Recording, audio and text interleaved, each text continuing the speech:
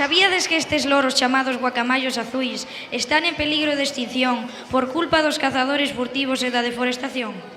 Dende aquí, un desexo de que se tome conciencia, o respeto e que estes fermosos páxaros poidan disfrutar da súa liberdade.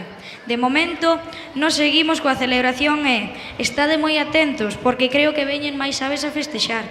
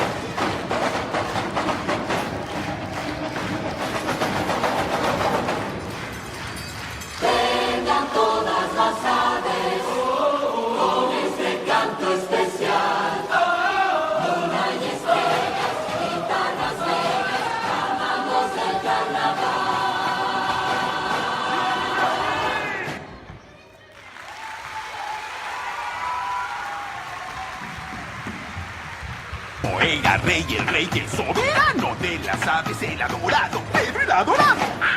Todos amamos la samba, se siente en el corazón. Soy de la samba. Belleza y amor es pura pasión. Y sueños de amor y el río.